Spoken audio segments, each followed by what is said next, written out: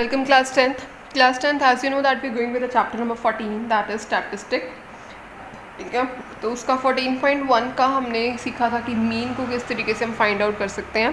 तो मीन निकालने के मैंने आपको बताया था कि there are the 3 methods to find out the mean of the given.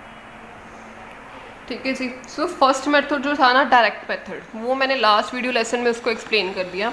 So in this video, in the next lecture, I'm going to explain the second method to find out the mean, that is assumed mean method. ठीक है, second method है। तो देखो आपको कुछ इसी तरीके से ये सारा डेटा गिवन होगा। मैं आपकी बुक की जो एग्जाम्पल नंबर है ना उसी को एक्सप्लेन कर रही हूँ आपके पास। ये देखो यही वाली एग्जाम्पल, ये जो डाटा गिवन है ना ये वाला, इसी का ही उन्होंने कहा कि find the mean using the assumed mean method. ठीक है, तो ये डाटा को मैंने क्या कर लिया, उसका क्लास इंटरवल की फॉर्म में लिख लिया, उसके बाद उसके नंबर ऑफ स्टूडेंट जो है उसको लिख लिया।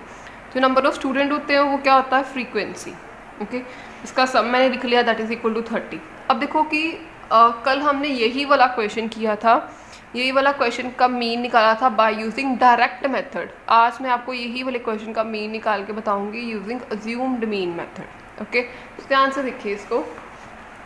सबसे पहले क्या करना होता है कि जो क्लास इंटरवल्स गिवन होते हैं, मैंने आपको कल भी बताया था कॉन्टिन्यूस फ्रीक्वेंसी डिस्ट्रीब्यूशन में आप इसका क्या निकालते हो, क्लास मार्क। क्लास मार्क किस तरीके से आते हैं, क्या करते हो, जो लिमिट्स होती है upper limit lower limit add करके 2 के साथ डिवाइड, यानी कि 10 + 25 इस तरीके से करोगे, 10 + 25/2 यानी कि 35/2 17.5।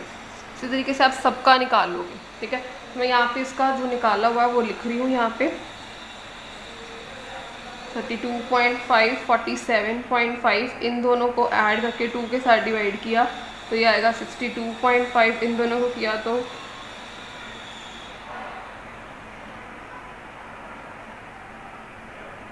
समझ गए।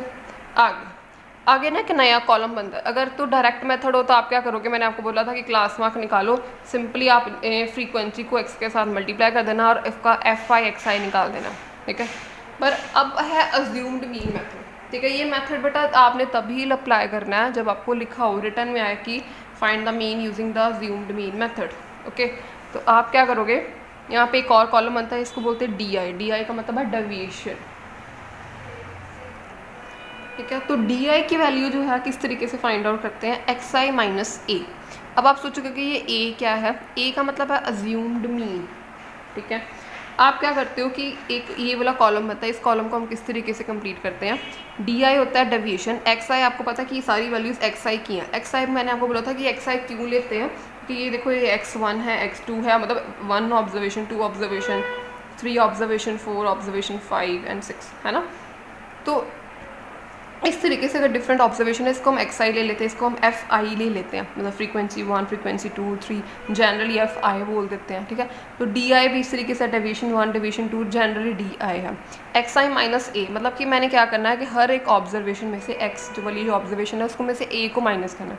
a अब क्या लेना है, आपने क्या करना है, हमेशा ही याद रखना है जितने भी आपको ये नंबर्स गिवन है ना उसमें से कोई एक मिड वाली वैल्यू, जैसे 1 2 3 4 3 और 6 है, आप ये वाली वैल्यू ले लो।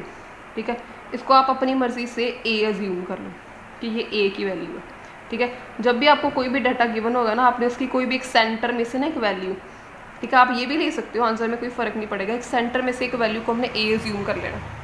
ठीक है, जैसे मैंने यहाँ पे क्या अज्यूम कर लिया, a = 47.5। ठीक है, मैंने a अज्यूम कर लिया। अब क्या करना है कि हर ऑब्जर्वेशन में से इसको माइनस कर देना, जैसे xi - a, xi की वैल्यू क्या है 17.5, a कितना है ये वाला 47.5। अब आप इसको माइनस कर दो, ये आएगा -30। ठीक है, इस तरीके से हर एक ऑब्जर्वेशन को माइनस करना है। ये वाली देखो 32.5 माइनस इसी को ही करना है, a को ही करना माइनस, मतलब xi - a है, हर एक के लिए यही वाला मेथड आपने अप्लाई करना है। 47.5 ये आएगा -15, 47.5 - 47.5 ये तो 0 हो गया। ओके, 62.5 - 47.5 = 15।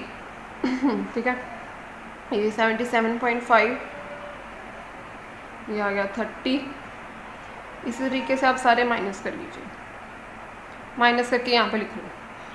ओके, अब ये वैल्यू किसकी आई है, डी की वैल्यू आई है। अब मुझे क्या निकालना है, फ्रीक्वेंसी को मल्टीप्लाई किसके साथ करना है, डी के साथ। देखो आप याद करो, डायरेक्ट मेथड में आप क्या करते थे, फ्रीक्वेंसी को x के साथ मल्टीप्लाई करते थे, ठीक है। अब आपने क्या करना है, इसको डी आई के साथ, ये जो मैंने डेविएशन निकाली ना एक्स आई माइनस ए करके, ठीक है, ये जो इसके वैल्यूज़ आई हैं, इसके रिजल्ट्स आए, आपने क्या करना है, फ्रीक्वेंसी को मतलब कि इस वाले कॉलम को इसके साथ मल्टीप्लाई करना है। बहुत ही ध्यान से करना है, गड़बड़ नहीं करनी, कैलकुलेशन बेस्ड चैप्टर है बिल्कुल, ठीक है। तो आप कैसे करोगे, 2 मल्टीप्लाई -30 कॉरस्पॉन्डिंगली मल्टीप्लाई करना है, 2 मल्टीप्लाई -30, 3 मल्टीप्लाई -50 -45, 7 मल्टीप्लाई 0 0, 6 मल्टीप्लाई 50 90, ठीक है, 6 मल्टीप्लाई 45 270, ओके। इस तरीके से आपने अब क्या करना है, इसका सम निकालना है। जैसे आप लास्ट क्वेश्चन में किसका निकालते थे, समेशन एफ आई एक्स आई का ना, यहाँ पे किसका निकालना है, एफ आई डी आई का, डेविएशन का, ठीक है। याद रखें कि आपने जो भी चीज़ लास्ट में निकाली होती है, फ्रीक्वेंसी उसी के साथ मल्टीप्लाई होती है, फ्रीक्वेंसी के साथ, इस टर्म के साथ, इस वाले कॉलम के साथ इसको मल्टीप्लाई करना है आपने, ठीक है। हाँ जी, अब क्या करना है, इन सारी टर्म्स को हमने ऐड करना। ऐड के देखो किस तरीके से करेंगे, ये आपको लगता होगा कि ये नेगेटिव है, ये तो पॉजिटिव है, किस तरीके से ऐड होगा। देखो सबसे पहले इन नेगेटिव टर्म्स को ऐड कर लो, मतलब 60 -45 ही हो गया -105, ठीक है। ज़ीरो को ऐड करने की ज़रूरत नहीं है, प्लस यहाँ पे लिखोगे आप, ठीक है, प्लस करो, ये तीनों टर्म्स का एडिशन करके क्या आता है। अच्छा एक हमने गड़बड़ कर दी है यहाँ पे, ये देखो 6 मल्टीप्लाई 30, यहाँ पे 180 आना था, ठीक है, इसको ठीक कर लो, यही कैलकुलेशन मिस्टेक्स हैं आपके पेपर में हो जाएंगी, तो ठीक कर लो ये, ठीक है। 180 यहाँ पे 270, अब तीनों को ऐड करके आंसर आएगा आपके पास, ठीक है। तो तीनों को आप करके ऐड करके सबको आंसर आएगा आपका, इन तीनों को ऐड करके आएगा 540, मतलब इन दोनों को ऐड करके आया -105 + 540, ठीक है। अब इसको सॉल्व करो, प्लस माइनस माइनस, ये आएगा आपके पास -540 -105, ये आ गया 435, ओके। सो ये दैट इज़ 435, आप यहाँ पे लिख दो 435। ये भी बेटा हो सकता है कि आपका यहाँ पे जो पॉजिटिव नेगेटिव करते करते आपका आंसर मतलब नेगेटिव वाली फॉर्म में भी आ जाए। अगर नेगेटिव आता है तो आपने नेगेटिव लिख देना, ठीक है, वो कोई बात नहीं है यहाँ पे, ठीक है। तो जो भी आंसर आता है आपको पॉजिटिव नेगेटिव टर्म्स लेके उसको आपने आंसर लिख देना, ठीक है।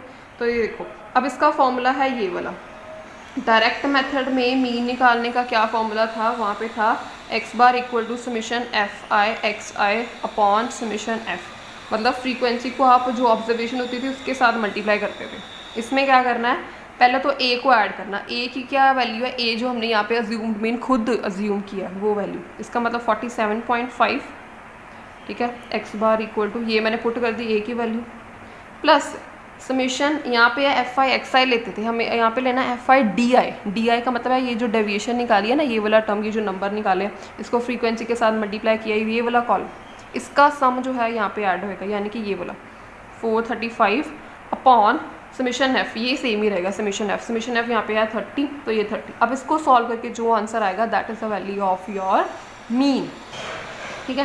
तो इसको सॉल्व कर लो, इसको सॉल्व करने के बाद देखो x बार इक्वल टू 47.5, इसको डिवाइड करके मेरे पास आता है 14.5, आंसर इज 62, यानी कि mean is equals to 62 answer.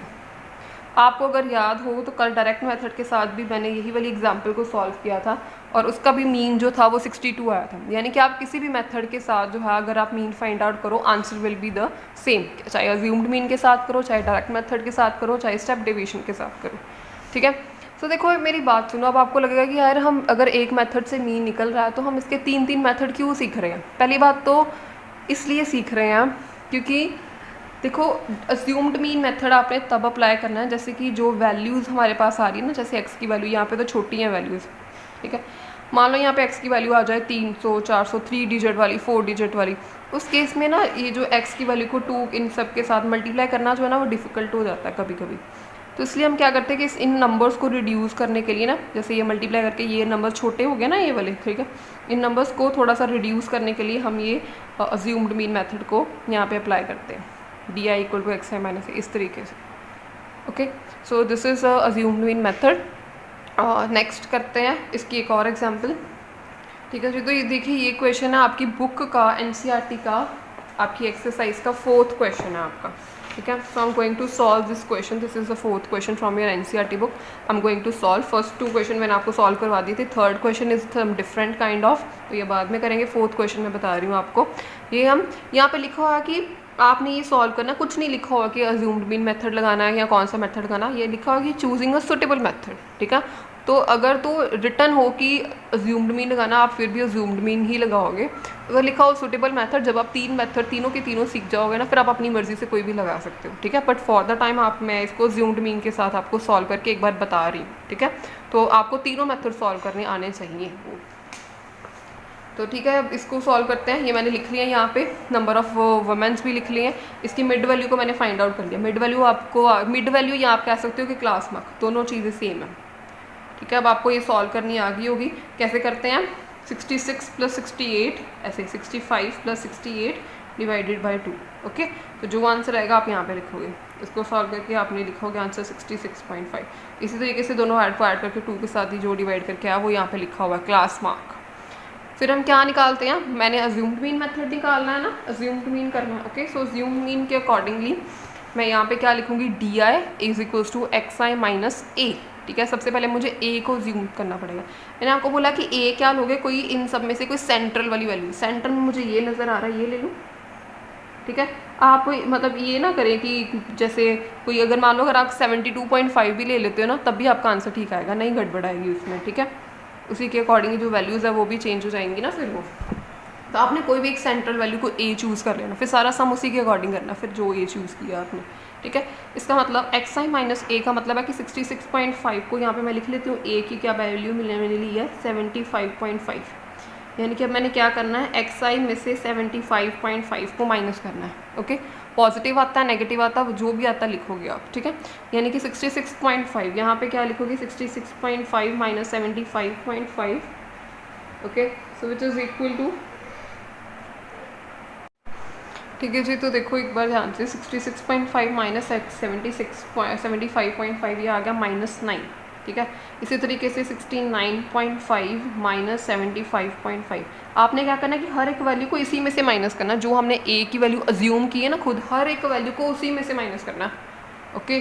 तो ये आएगा यहाँ पे -6, ठीक है। तो इसी तरीके से मैं लिख देती हूँ 72.5 माइनस दिस, डायरेक्टली अब मैं लिख रही हूँ, ठीक है। -3 ये आएगा 0 हो जाएगा ना, 75.5 - 75.5 0। ये देखो ये पॉजिटिव आएगा। अब 78.5 - 75.5 ये आ जाएगा यहाँ पे 3, ये 6 और ये 9, ठीक है। अब ये देखो मेरे पास किसकी वैल्यू आई है? ये वैल्यू है मेरे पास D की, DI की वैल्यू है ये DI। अब मुझे क्या निकालना है? FIDI, ठीक है। आपने ये याद रखना है कि आपको चीज़ें वहाँ पे गिवन नहीं है, आपको सिर्फ ये 2 कॉलम्स गिवन है, ये आपने खुद बनाना है। आपने खुद याद रखना है कि सबसे पहले मुझे क्लास मार्क निकालना है, फिर DI निकालना है, फिर फ्रीक्वेंसी को हमेशा जो मल्टीप्लाई करना है लास्ट में, वो फ्रीक्वेंसी को ही मल्टीप्लाई करना है। फ्रीक्वेंसी को आपने क्या करना है? DI के साथ मल्टीप्लाई, ओके। सो कितना आएगा? 2 × -9 दैट इज़ -18, 4 × दिस -24, ठीक है। आगे 3 × -3 -9, okay. 8 × 0 0, 7 × 3 21, 4 × 6 24, 2 × 9 that is equal to 18। तो ये आ गया FIDI की वैल्यू।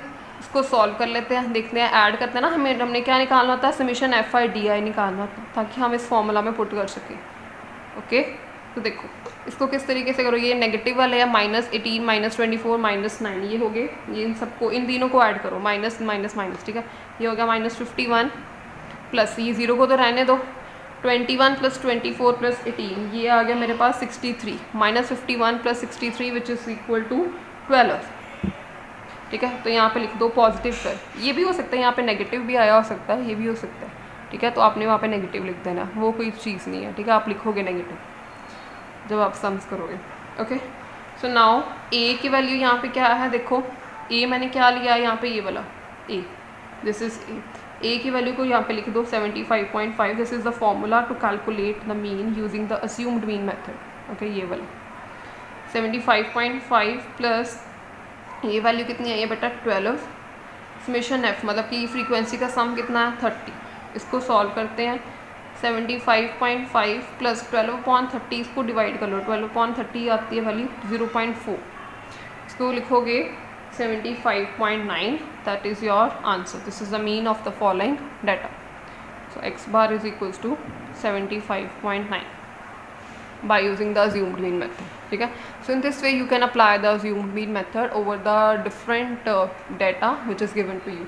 so अब आपका होमवर्क क्या है, आपने 4 और 5 सम जो है by using the 4, 5 and 6 question जो है आपने assumed mean method के साथ जो है वो सॉल्व करने हैं. Okay, thank you so much.